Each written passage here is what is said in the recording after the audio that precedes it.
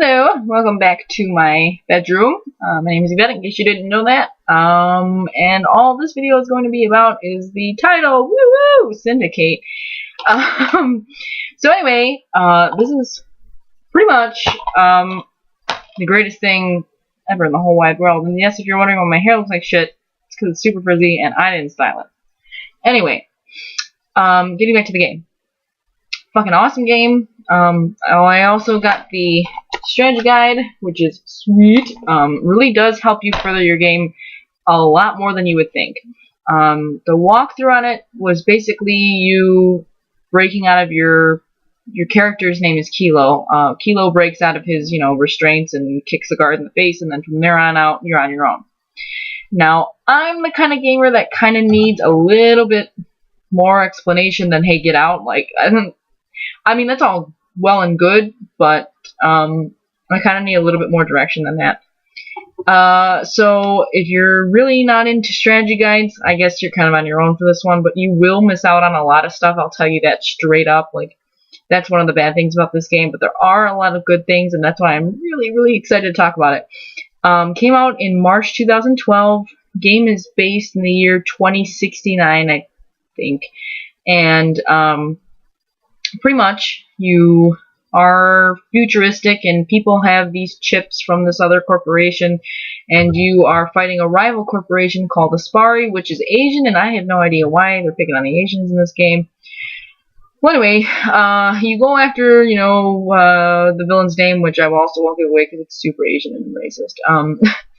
So you go after the dude and you kill him and take his chip that everyone in the year 2069 has for whatever reason. They all have these chips that enhance your abilities, give you special memory, pretty much everything else. But this other corporation, the Aspari Corporation, manufactured their chips to be kind of like, what's the word I'm looking for?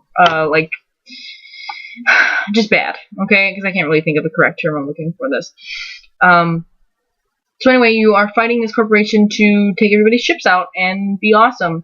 Now, the really awesome thing about this game is that your health is pretty much, if you can run and hide, you'll live.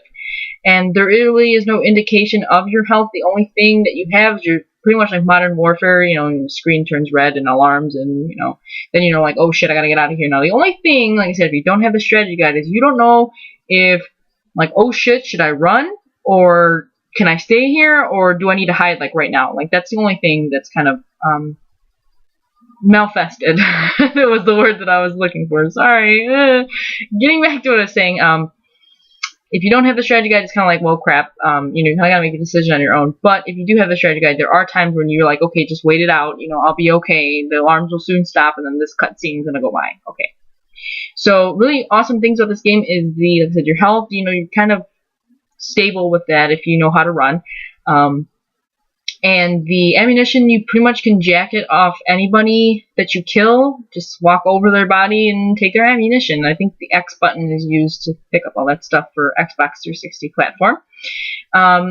Dart overlay is something that they incorporated, which is actually really, really awesome.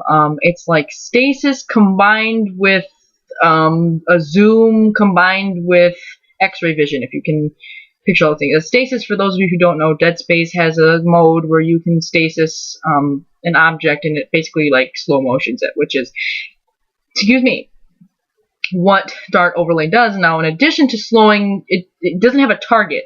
Dart Overlay is basically the whole thing. It's not just your target. You don't really have a target until you decide to pick one, which is really another thing that is sweet about that, is that you're not really set in one area. So, taking a breath.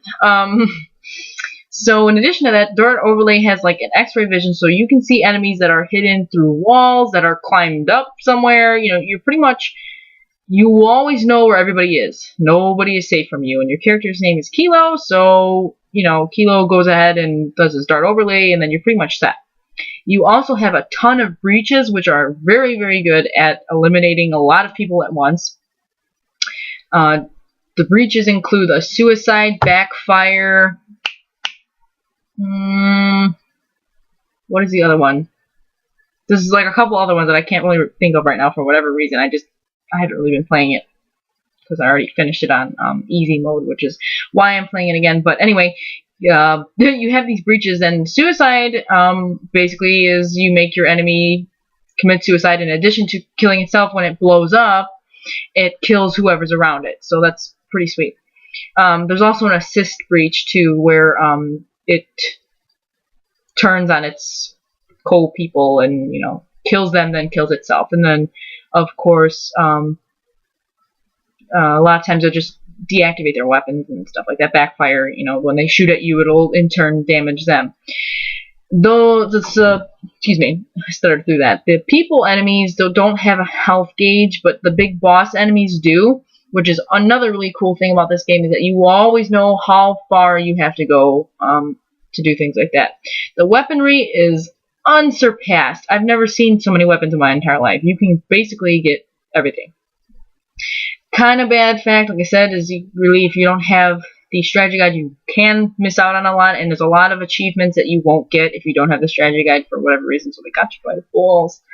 But in addition to that, you know, there's a lot of times, like I said, where you do feel kind of like, oh, what the hell, or what am I doing? And then you have to, you know, check your strategy guide or kind of wing it, which is, you know, people who don't use those. And I really don't like promoting strategy guides. I am the kind of gamer that if I were to show you where all my Xbox games are, there's a stack of strategy guides. I know, it's total loser move on my part, but I like to get everything done.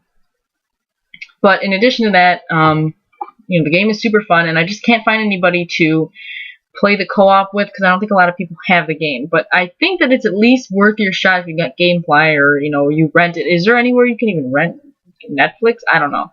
Anyway, I think it is worth your time. It is super fun. And like I said, you're basically fighting for chips with the Aspari Corporation. I don't know why they made them Asian. I have no idea. You know, and you can basically upgrade Kilo to basically becoming a weapon, or he can be, you know, faster, better, stronger, that song, all those things.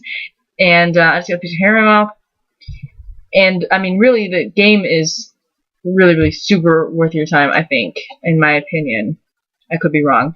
And, so pros are the dart overlay, the health gauge, and the weaponry. And the cons are you kind of got to buy the strategy guide, otherwise you will miss a lot of things. The controls are fairly easy, you know, joystick, right bumper, A, B, for stuff like that. It's pretty much jump is the universal A button, I think, on the Xbox controller.